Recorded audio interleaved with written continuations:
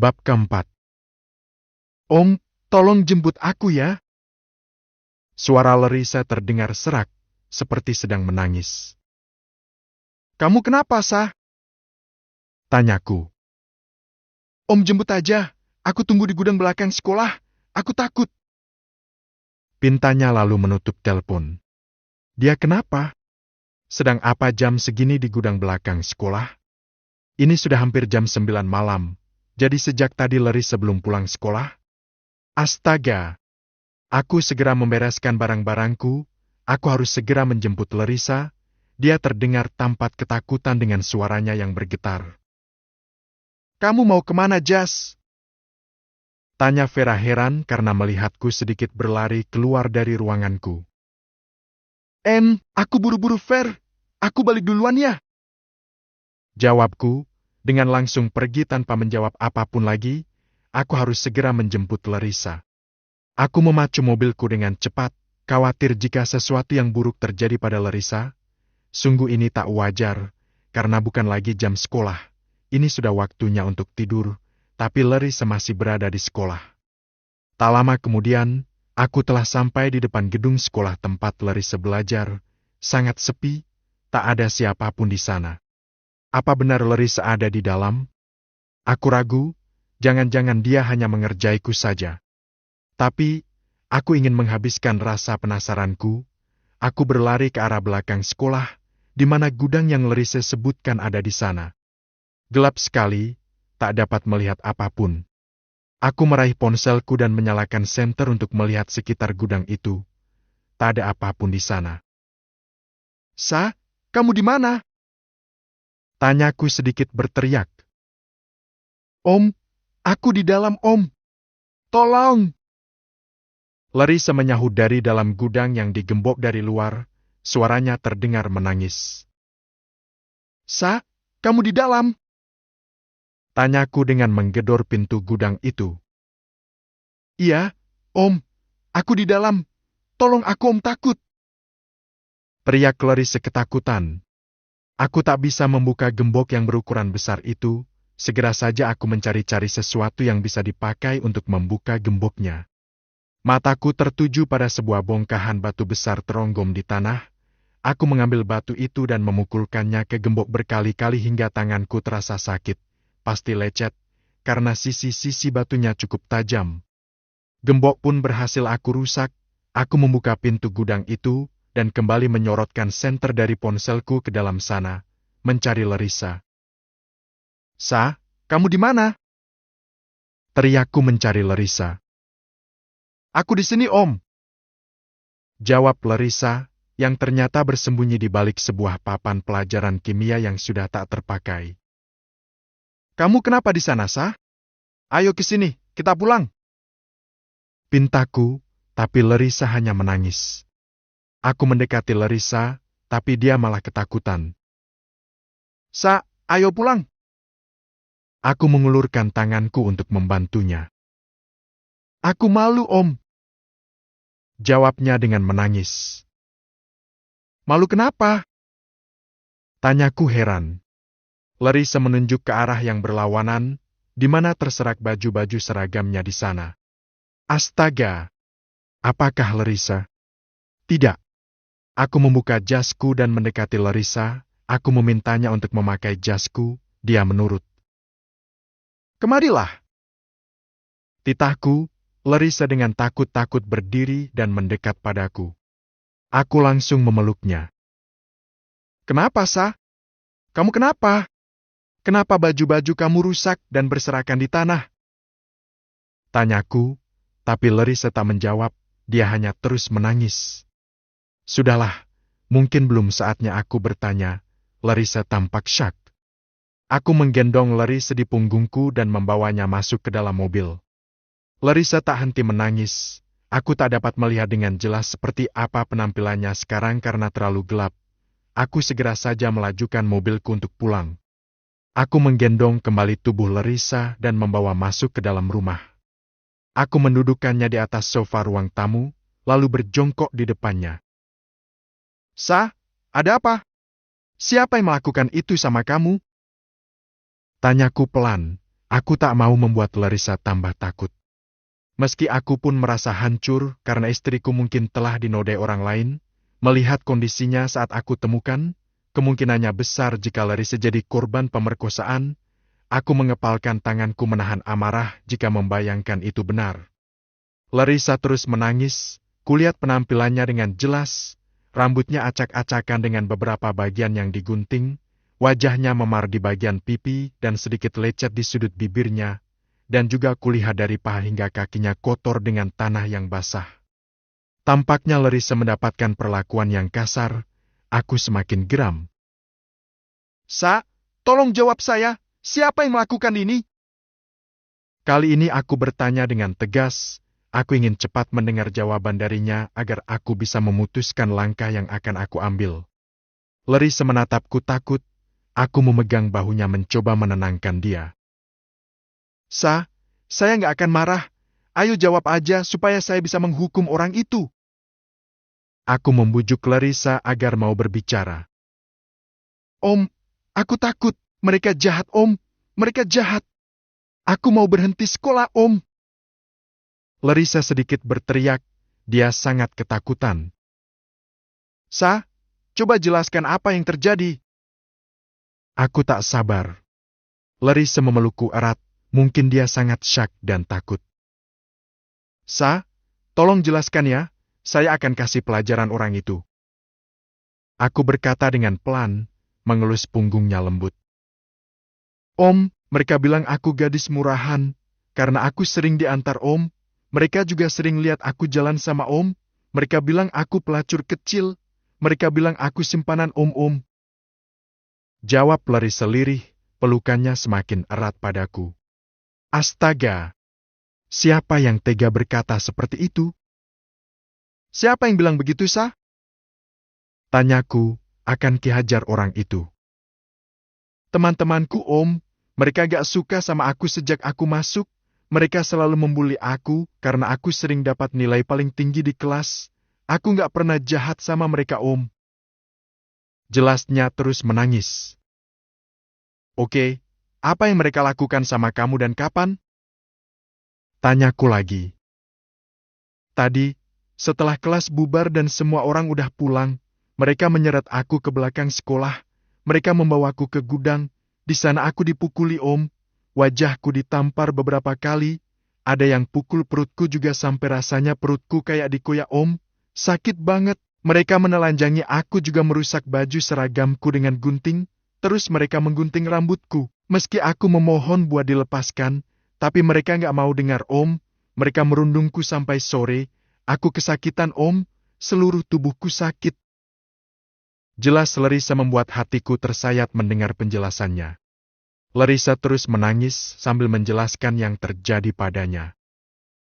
Jadi, kamu gak diperkosa? Tanyaku tiba-tiba. Larissa melepaskan pelukannya dan menatap mataku. Gak, Om, mereka cuma menyiksaku. Lagian mereka semua perempuan. Jawabnya dengan air mata yang semakin membasahi pipinya. Syukurlah.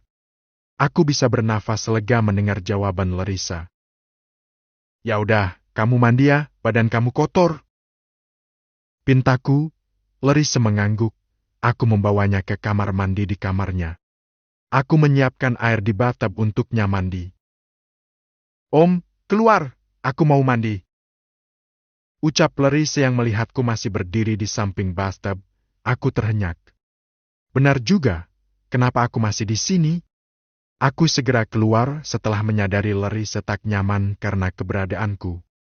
Aku masuk ke kamarku dan mandi juga. Keringatku banyak keluar karena tadi cukup menguras tenaga. Setelah mandi dan berpakaian, aku berbaring di tempat tidur. Larissa masuk dan langsung masuk ke dalam selimutku. Dia memeluk tubuhku. Lukanya kita obati dulu, Sa. Gak mau, Om. Gak apa-apa kok, cuma sedikit sakit. Dia menolak. Ya udah terserah kamu, aku mengalah. Karena memang lukanya tak parah. Hanya memar dan luka kecil di sudut bibirnya. Om, makasih. Ucapnya pelan. Aku mengelus rambutnya lembut. Ya, sama-sama. Jawabku. Tampaknya tak ada rasa canggung lagi dalam diri Larissa terhadapku. Setelah mandi dan berpakaian, aku berbaring di tempat tidur. Larissa masuk dan langsung masuk ke dalam selimutku. Dia memeluk tubuhku. Lukanya kita obati dulu, Sa. Nggak mau, Om. Nggak apa-apa kok, cuma sedikit sakit. Dia menolak.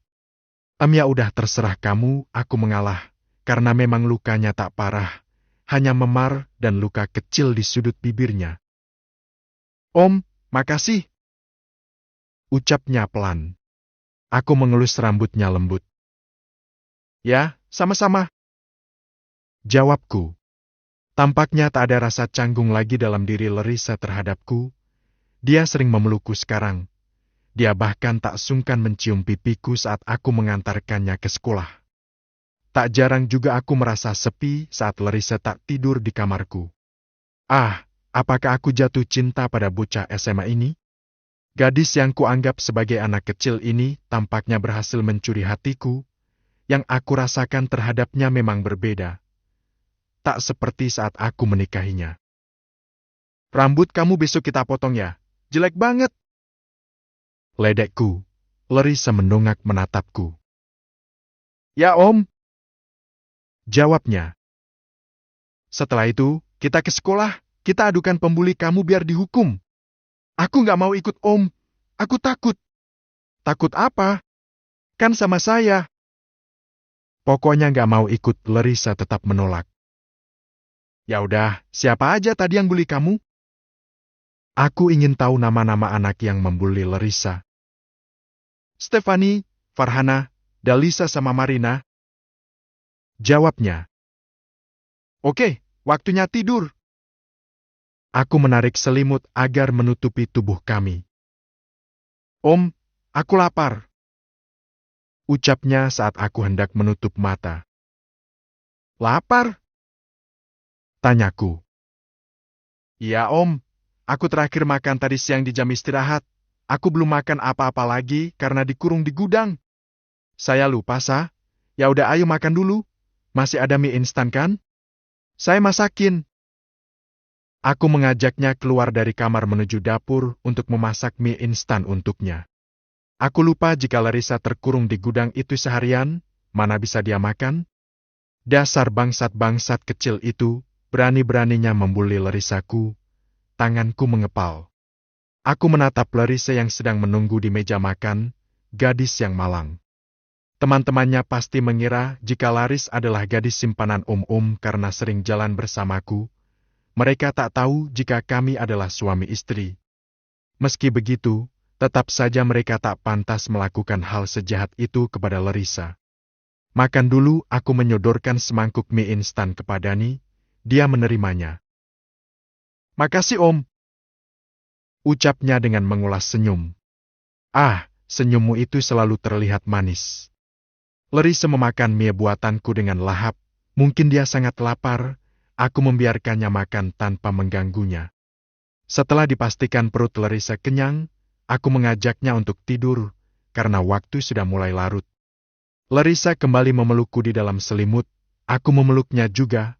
Aku ingin dia nyaman bersamaku. Aku membawa Larissa ke salon pangkas rambut terdekat untuk memotong rambutnya yang berantakan akibat diguntingi teman-temannya. Kayaknya rambutnya harus dipendekin, Mas. Ucap pemangkas rambut. Ya, gak apa-apa, Mas, yang penting rapi. Jawabku. Larissa tampak kecewa karena rambut panjang lurusnya harus dipotong. Rambut Larissa dipotong menjadi pendek sebahu. Larissa cemberut sedih setelah sampai di rumah. Dia pasti sedih karena rambut yang selalu dirawatnya dengan baik harus dipotong. Sa, kamu sedih karena rambut kamu dipotong? Tanyaku. Larissa mengangguk. Kamu tetap cantik kok, malah tambah cantik dengan rambut pendek. Pujiku jujur, memang Larissa terlihat lebih segar dan lebih cantik dari biasanya. Larissa menatapku dan tersenyum senang karena pujianku. Kami duduk di sofa berdua. Larissa kembali memelukku dengan posisi duduk. Aku membalas pelukannya. Aku suka saat dia memelukku. Sa, bisa nggak kamu jangan panggil saya Om? Kesannya saya tua banget. Saya baru umur 29 loh. Cuma beda 12 tahun sama kamu.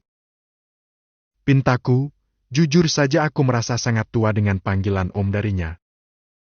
Kan Om memang lebih tua, apa harus aku panggil ayah? Candanya kembali tersenyum. Astaga, apa saya setua itu? Tanyaku. Enggak kok, Om ganteng, seperti opa Korea. Tapi gak enak aja kalau aku panggil Om dengan sebutan lain, takut gak sopan. Jawabnya. Benar juga, Larissa gadis yang sopan, dia pasti canggung jika memanggilku dengan sebutan lain, mengingat umur kami yang jauh. Ya udah, panggil kakak aja, lebih enak, jadi saya kayak anak muda. Pintaku. Kalau panggil kakak kan umur Om jauh banget sama aku, gak cocok. Ledeknya. Astaga, terserah kamu aja deh. Jawabku kesal. Larissa cekikikan menertawakan aku senang dia kembali ceria seperti biasa. Saya harus ke sekolah dulu, saya mau mengadukan pembulian kamu kemarin. Aku hendak bangun, tapi Larissa menahanku. Aku ikut ya, tapi tunggu di mobil. Pintanya.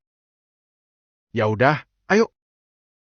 Jawabku, dia dengan senang menggandeng tanganku dan berjalan bersamaku. Sungguh, kami seperti dua sejoli yang sedang jatuh cinta. Bab kelima. Ayo turun Sab.